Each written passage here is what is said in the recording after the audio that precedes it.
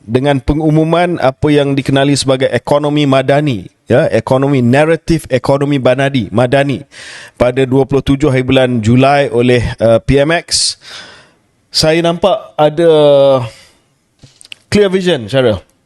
Ya, saya puji usaha PMX. Ini yang dinanti-nantikan oleh rakyat, ya. Okey, kita pergi sikit kepada dia punya criticism. Saya nak keluarkan criticism dulu supaya kita boleh fokus kepada benda-benda bagus. Antara criticismnya adalah timing. Ini ramai kata timing lah. Sebab pada asalnya sebut bahawa naratif ini akan dilancarkan. Jadi pelancaran ekonomi madani dibuat oleh PMX sebelum pilihan raya negeri. Sepatutnya dibuat pada bulan Ogos, ya. So ini telah menimbulkan pertikaian, tapi bagi saya ini pertikaian remeh lah. Okey, benda yang bagus, ya. Benda yang bagus, Syaril, dan saya ambil masa sedikit. PM telah melukiskan gambar ataupun lukisan yang jelas berkenaan dengan kita berada di mana, ya.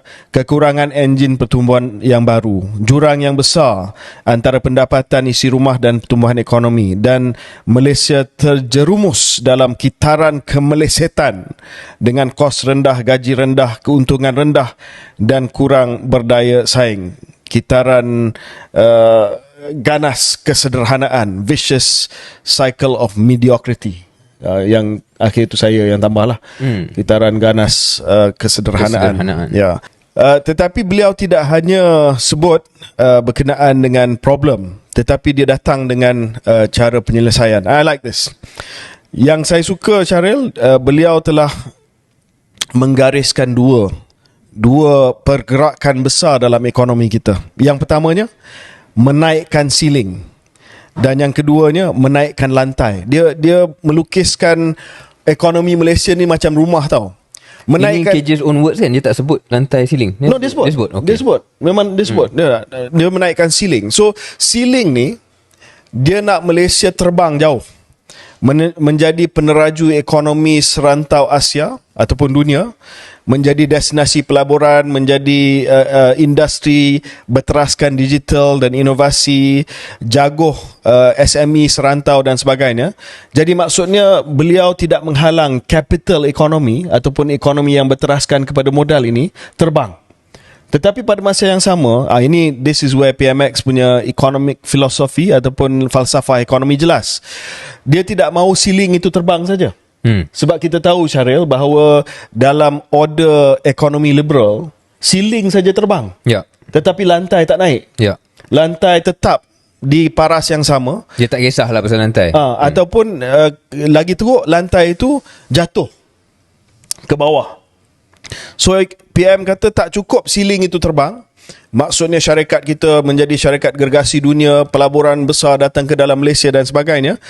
Tak guna kalau ceiling terbang, kalau lantai juga tak naik. Maksudnya peningkatan darjat hidup rakyat. Itu pekerjaan bermakna. Progressive wage model. Kita nak pastikan bahawa bila kita dapat pelaburan ni, jangan gunakan Malaysia sebagai kilang untuk dunia. Maksudnya syarikat luar datang buat kilang di sini, keuntungan dia ambil keluar daripada Malaysia dan dia menggajikan orang asing di Malaysia ataupun pekerja asing di Malaysia. Akses sejagat kepada fasiliti ataupun kemudahan-kemudahan asas seperti pendidikan, kesihatan, perumahan dan sebagainya, dan ada sedikit disebut tentang pelindungan sosial. Dan akhir mukadimah saya, Syaril, adalah dia letakkan, dia agak sikit macam ETP jugalah. Dia letakkan macro target ataupun sasaran makro. Kedudukan antara 30 ekonomi terbesar di dunia. Tangga ke-12 teratas dunia dalam daya saing global ataupun global competitiveness. Tangga ke-25 teratas dunia dalam indeks pembangunan manusia, Human Development Index. Meningkatkan bahagian pendapatan pekerja kepada 45%. Ni cara suka ni. Maksudnya pendapatan labor ataupun pekerja dia naik. Jadi capital owner tak kaut semua keuntungan. Tangga ke-25 teratas dalam indeks persepsi rasuah. ke arah kemampanan fiskal, sasaran defisit fiskal 3% atau lebih baik. Ini susah. Kadar penyertaan tenaga buruh wanita mencapai 60%. Sudah ada dia punya macro target secara. So ada banyak lagi yang kita boleh kupas selepas ini, tetapi kalau saya melihat, yes, ada clarity sekarang.